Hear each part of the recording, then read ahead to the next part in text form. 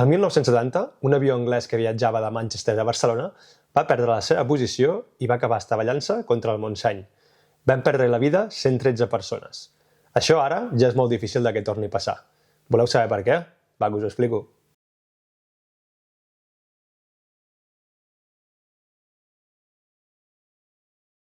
El GPWS, el Ground Proximity Warning System, és un sistema que detecta possibles situacions perilloses contra el terreny.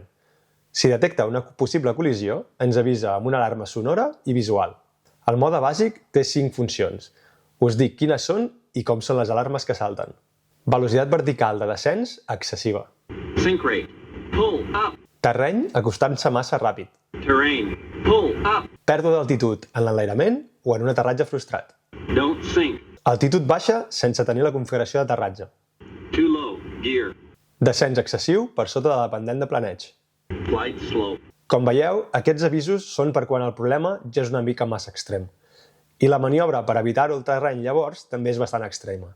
Si us quedeu fins al final, us explico com és.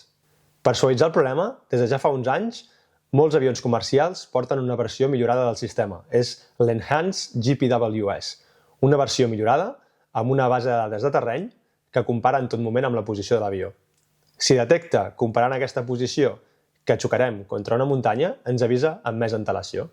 I què fem si salta? En alguns avisos n'hi ha prou en frustrar l'aterratge i pujar amunt. En altres, però, si sona la paraula pull up, desconnectem el pilot automàtic, tirem la palanca de mandos totalment enrere per pujar amunt i els gasos a la màxima potència. D'aquesta manera aconseguim el màxim ascens possible.